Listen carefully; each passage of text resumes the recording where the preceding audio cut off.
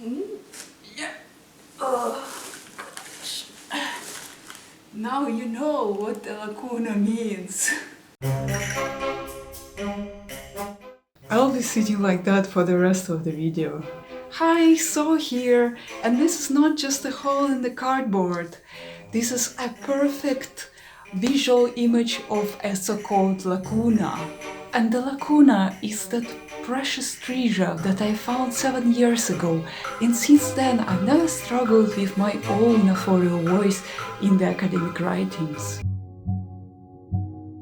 So before we proceed actually to the talk about Lacuna and what is it about, I would like to tell you my own personal story. This is actually a very sad story, in a way with a happy end. For quite a while, I thought that to have my own authorial voice in the academic writing is or was a very bad thing. For a long time, I believed that in order to write a good piece of academic writing, you need just to repeat what others said before you. Relying on authorities is of course a safest way, because it may save you from the critique of your examiners. Who knows? In the academic culture of my home country, new ideas are not really welcome, so usually people got a very harsh critique during their defenses if they propose something new. Of course, you can find your own battle and you can actually win, but many teachers, many professors actually advise students not to show up, not to propose radical new ideas, but more just follow people who already made the research in the field before. They advise you to agree with the scholars who have done the research before you, because they seem to be more experienced and know the field better than you. Only then I began my research masters in Belgium, I realized that there is nothing wrong about having your own authorial voice, and this is something actually what is required in Western academia. This is what a good student and scholar should have. And this very phenomena of lacuna helped me to understand what the authorial voice is about and how to find it. So, before we delve into that lacuna thingy, let's talk a little bit about the so-called state of research. This is the part of your essay or thesis in which you actually summarize the research that has been done before you.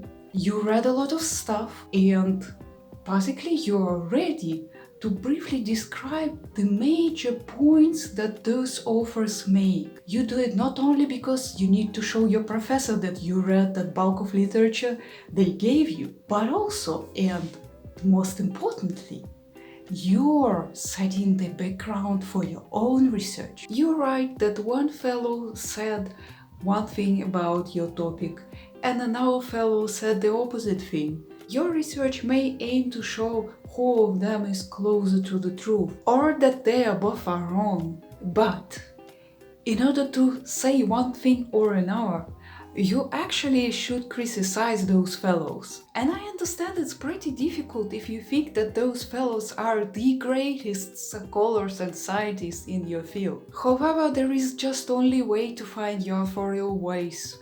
It's just to begin to think critically about what the great people say. And you may ask me, how can I be critical to my hero's research, because I don't know what can be wrong with that? It looks so perfect and convincing.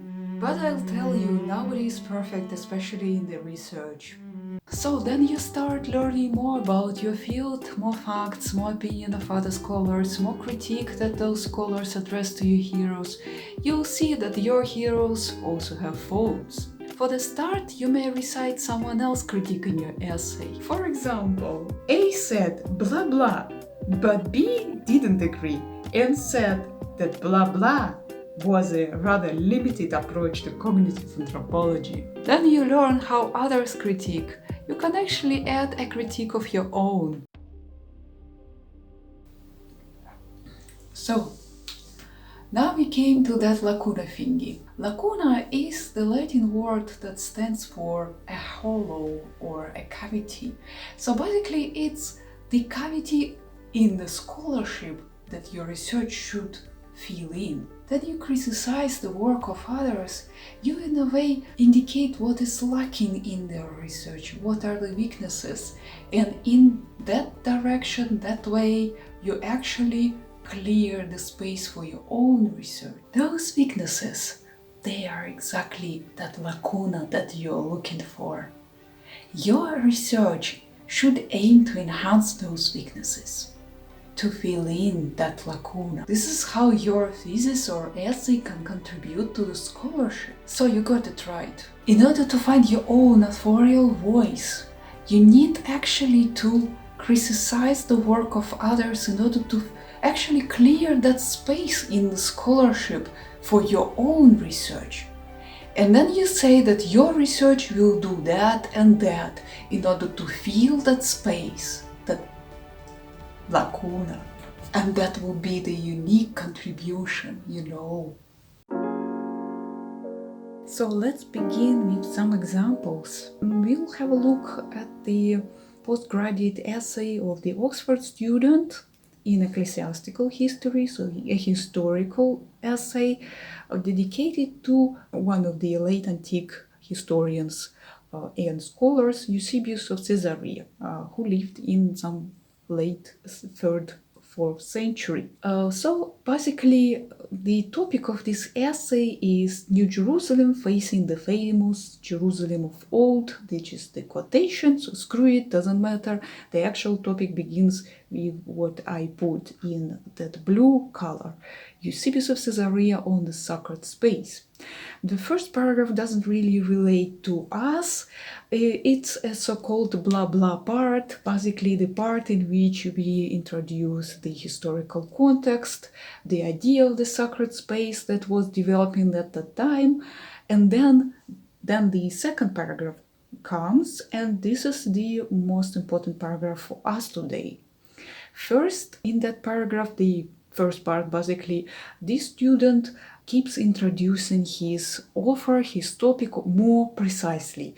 So this essay will mainly focus on Eusebius Caesarea's Theology of Sacred Space in these works, in 2 works. So this student actually read the sources, which is quite important for essay writing. What he's doing then? In the middle of that paragraph, you will see, however, Eusebius' theology of sacred space has yet to be studied in relation to his political theology as found within his works. So he starts the sentence with however, but I would actually delete this however here and start a new paragraph with this sentence. I think it's a perfect topical sentence. Eusebius' theology of sacred space has yet to be studied in relation to his political theology. This is also, it's not only a topical sentence, but it's also a very good introduction of the lacuna. This student actually says what is lacking in the scholarship, where is the hole in the scholarship where he actually put his own research. After that, there is a part in green. This part actually is a rather brief description of the state of research. And this state of research shows that indeed the authors who wrote on the topic of the sacred space before never actually discussed the political theology of Eusebius. But why not to discuss it? Maybe it has to do with the sacred space. We don't know. The most important thing here is that the last sentence in that paragraph, which I also put in that yellow, such investigation, he refers to Walker's article on Eusebius, while fruitful, has arguably misrepresented the innovativeness of Eusebius' theology, especially theology of the sacred space, especially in connection to his political theology. It's the critique. So the student attempts to criticize a little bit Walker's article. Based on that, he cleared the space for his own research, so he cleared the lacuna, he found it. So this is all for today. Hope this video was helpful. More on academic essays and where to find them, or more on essay writings and how to write them, these essays. Some good examples you may find in the following videos. See ya!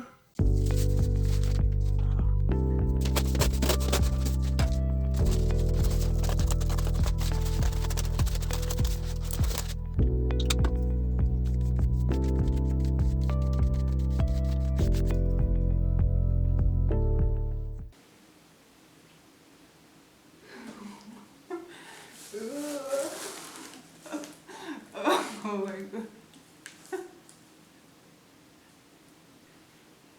Okay.